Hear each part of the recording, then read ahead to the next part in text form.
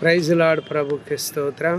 యేసుక్రీస్తు నామమున మీకు యేసు బయలుదేరి తూరు సీదోనుల ప్రాంతానికి వెళ్ళాడు. ఆ ప్రాంతము నుండి కనాను స్త్రీ యేసు దగ్గరికి వచ్చాడు. ప్రభువా, దావీదు కుమారుడా, నన్ను కరుణింపు. ప్రభువా, నాకు సహాయం చేయమని యేసు వెంబడి వెళ్ళి కేకలు వేస్తుంది. దేని గురించి అంటే, నా కుమార్తె దయ్యం పట్టి బహు బాధపడుచున్నదని కేకలు వేసింది. యేసు వెంబడి వెళ్ళి కేకలు వేస్తుంది. యేసును అక్కడ ఏం చేస్తుందంటే, ఆమె తొందర పెడుతున్నది మరియు సిగ్గుమాలి మాటి మాటికి అడుగుతున్నది. యేసు వెంబడే వెళ్ళి, ప్రభువా, దావీదు కుమారుడా, నన్ను కరుణించుము. ప్రభువా, నాకు సహాయం చేయమని మొదట తొందర పెడతా ఉంది. రెండవదిగా సిగ్గుమాలి మాటి మాటికి అడుగుతున్నది.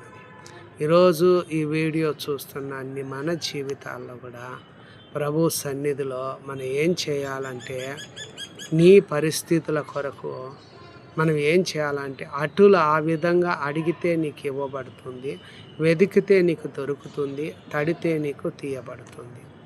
ఈ మాటలు నువ్వు విశ్వసించినప్పుడే మాట్లాడతావు. విశ్వాసముతో మనం ఏమనుకోవాలంటే, నేను దేవుని యొద్దకు వచ్చాను, ఆయన ఉన్నాడు, వెదికే దాని ఫలం ఇస్తాడని నువ్వు నమ్మాలి. విశ్వాసముతో నువ్వు కోరుకోవాలి. నువ్వు కోరినట్టుగానే నీకు అవుతుంది.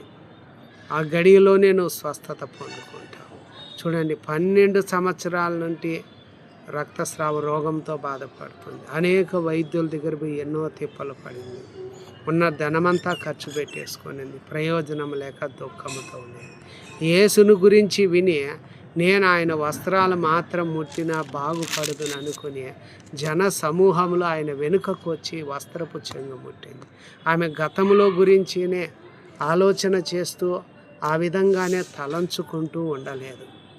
ఆ తలంపులు మానేసింది. ఆ మార్గాన్ని వదిలేసి, నేను ఆయన వస్త్రాలు ముడితే బాగుపడతాననుకుని జన సమూహంలో ఆయన వెనుకొచ్చి వస్త్రపు చెంగు ముట్టింది. వెంటనే ఆ స్త్రీ బాగుపడిపోయింది. ఈరోజు ఈ వీడియో చూస్తున్న నీ జీవితాల్లో కూడా గతంలో ఉన్న పరిస్థితుల గురించే నువ్వు ఆలోచన చేస్తూ, చింతిస్తూ, విచారిస్తూ వ్యసన పడకుండా కోరుకోవాలి. యేసు నన్ను స్వస్థపరచగలడు. యేసు నాకున్న అప్పులన్నీ తీర్చగలడు. యేసు దేవుడు తన ఐశ్వర్యంలో క్రీస్తు యేసును నా ప్రతి అవసరాలు తీర్చగలడు. మరియు నా మీద ఉన్న భారాన్నంతా ప్రభు తీసివేయగలడు. ప్రభు నన్ను కరుణిస్తే నా వ్యాపారం బాగా జరుగుతుంది. ప్రభు నన్ను కనికరిస్తే నాకున్న చక్కటి ఉద్యోగం నాకు దేవుడు వస్తుంది అని